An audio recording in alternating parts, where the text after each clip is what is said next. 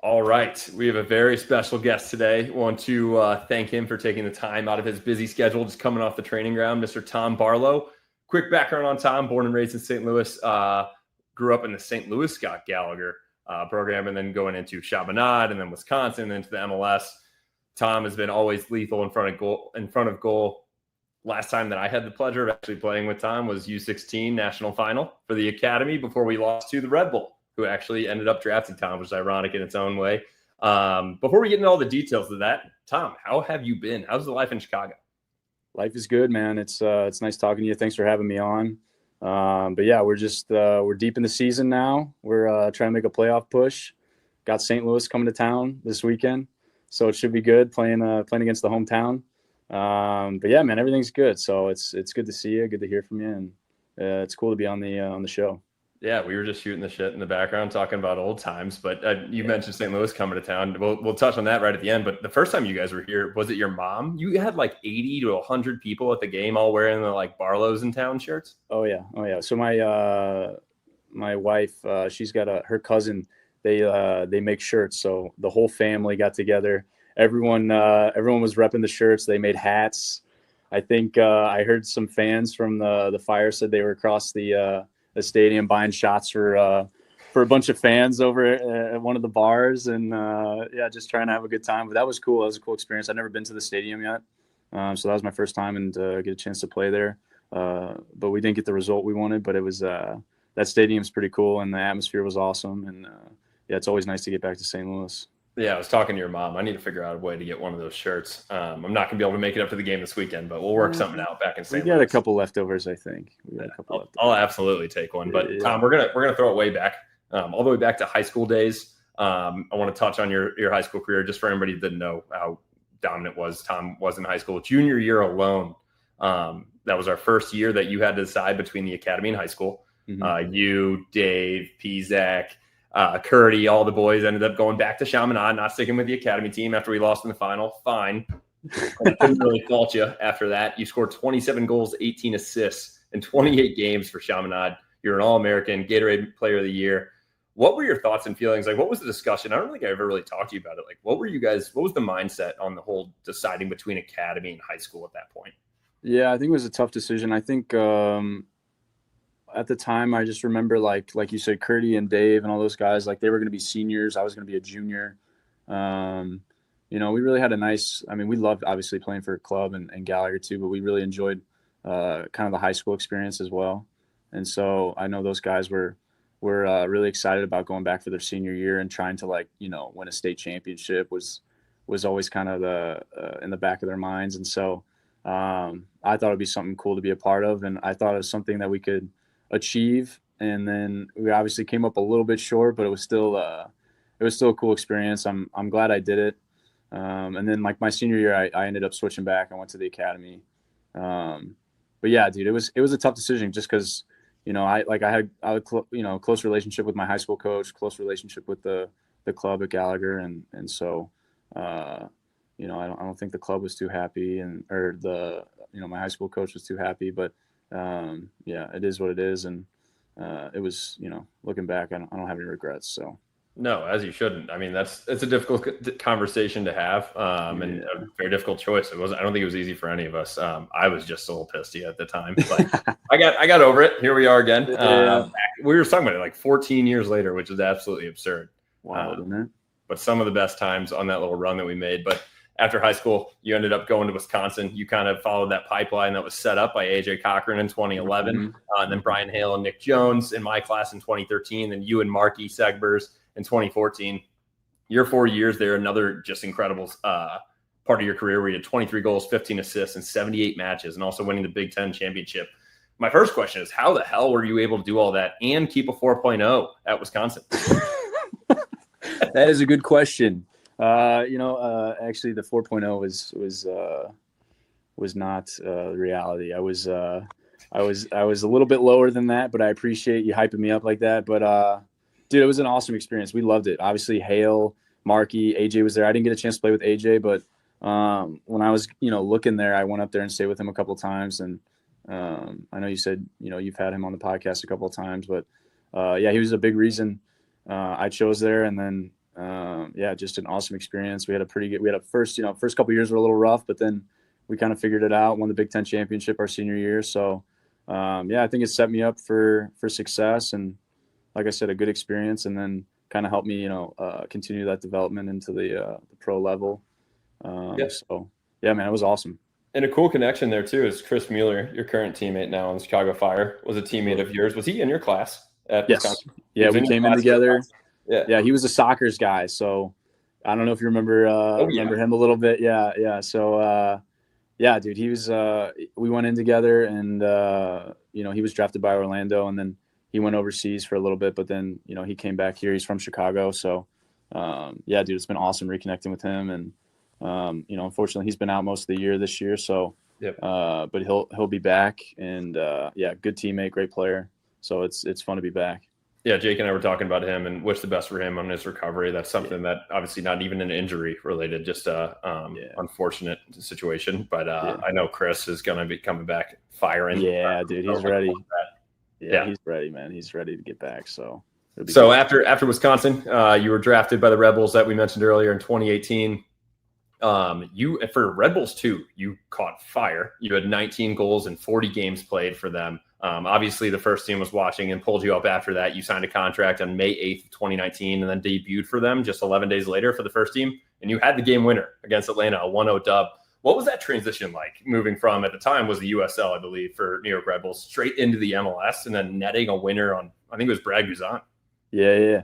Dude, it was awesome. It was, I think, like I got drafted there, and then, I started off with the second team, and I was trying to get some minutes there. And I think once I started, getting more minutes with the second team and I started scoring goals, I think my confidence started rolling a little bit. And then, when I got signed, dude, it was like a dream come true to the first team. And I think just that ability to, scoring goals at the second team, kind of rolling into the first team, I think I was confident at the time. And when I got subbed in, I kind of had, nothing to lose, just trying to prove myself. And I got a little lucky there, but yeah, dude, it was probably one of my favorite memories, scoring my first, MLS goal, and especially against a guy like Brad Guzan and a team like Atlanta United. So yeah, dude, it was an awesome memory and something I'll remember forever. One thing that I'll note, Tom, is the way that you finish is not lucky. We'll keep talking about the stats, and it's just not. You put yourself in the right place, you're a workhorse. But on the first team at the Red Bulls, you had 128 appearances, 55 starts of those, and you scored 17 goals for them already. Again, so not luck, Tom, but it is something I wanted to kind of mention that AJ had a good question on this. Also with that, you were in the playoffs, you had 5 starts and 3 goals, which shows you that the team was confident in you there.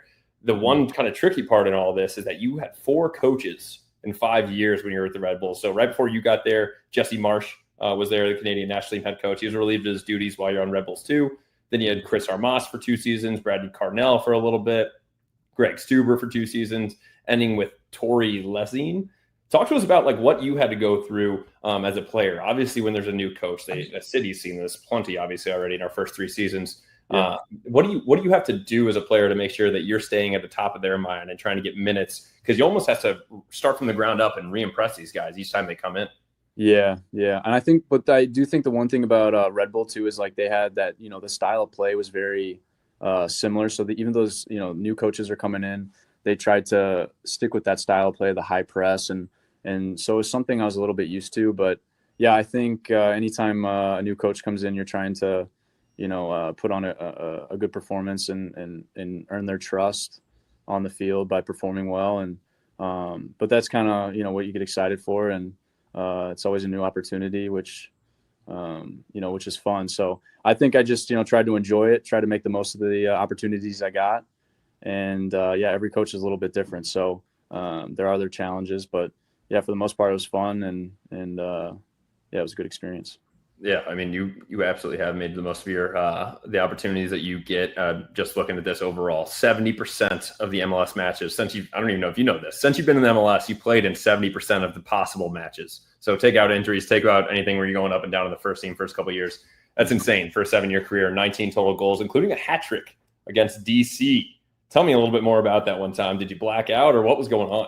Yeah, I might have a little bit towards the end there, but no, dude, it was awesome, man. It was against DC United against my former coach at Red Bull, who I really enjoyed playing under him. But, dude, yeah, I don't know why, but our team kind of caught fire. I got my first start of the year, and it just seemed like everything I touched was hitting the back of the net. So it's just one of those good feelings, and it was a good day for me and good day for the team. And yeah, like I said, it's another memory that I'll remember forever. My first hat trick in MLS. So yeah, dude, it was a cool day. Cool day. Yeah, maybe bringing both of those in. So you came over to the Fire last season. This is your second season there with them. Now you have Gregg Berhalter as your coach. So maybe kind of combining both of the questions that we talked about earlier. What have you grown underneath of Gregg? What do you see him, or what makes you go to him as a player and kind of say like, hey, what do I need to work on? And how does that vary from what you've seen already in the MLS? Yeah, he's obviously a very accomplished coach, with the national team before this. And so, yeah, just coming in, he's done a really good job of making it very clear on how he wants us to play. And so, a lot of it for me is just, we do a lot of film. It's a lot of small details, in positioning and with the press and with the ball, how he wants to control the game. And it's been a challenge, but like a good challenge, where I feel like I'm progressing every day as a player. But yeah, so he's been a huge positive, I think, in this team this year with with him taking over, and you can see it in the results we've had this year compared to, my first year here. And so hopefully, yeah, we kind of keep it going, but he's been very good, for me personally in my development. And yeah, hopefully we're just trying to make that playoff push now. Yeah, you guys are right on the edge. I think you're ninth currently. So looking at the wild card spot, making a big push, and something meaning on that as well. We've talked about it a little bit in the green room, but what are you also doing to try to get as many minutes as you can? Obviously, some new guys came in. You've got a lot of forwards up front in front of you and some well-established guy. I hate to say that when I saw this, I was like, damn, Tom's 30. I know I'm 32, but it's like, I could not believe I'm like, Tommy's already 30. Like, I keep thinking he's like a young guy in the league. It's like some of these guys. Dude, I'm like a vet now. I'm a vet now. These kids are getting younger and younger. Yeah. Dude, no, for me, it's just, you mentioned earlier about being available for 70% of matches. Like, I think within the last, few years, I don't think I've missed a training since, 2021, I think. So I think I do a really good job of kind of preparing myself and making sure I'm taking care of myself, so that I'm available.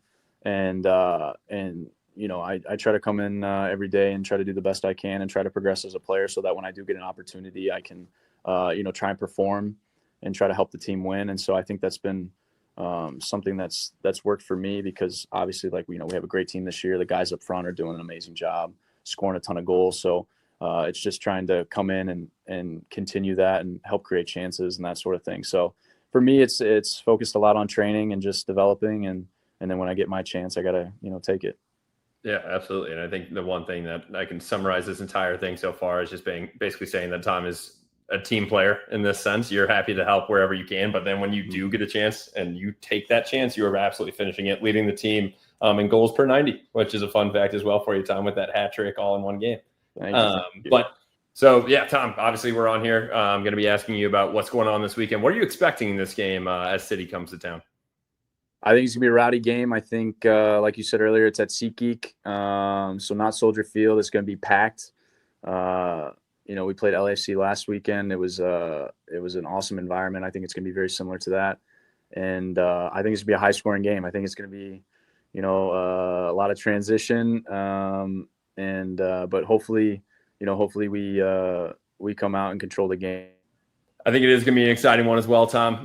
It's going to be rowdy. I know you're always going to be pumped up to be playing against your hometown team, even though that we didn't have a team growing up. But you got to show out a little bit, see if you can draw some attention from the boys. It's maybe one time you can end up coming back here. But Tom, I do want to thank you very, very much for stepping straight off the field and straight on an interview with me. This has been awesome. It was awesome just talk to you again, and wishing you the best of luck on Saturday. Likewise, man. Yeah, thanks for having me. Good to catch up with you as well. Glad everything's going well, and this podcast is awesome, man. So keep it going. Look forward to seeing you soon.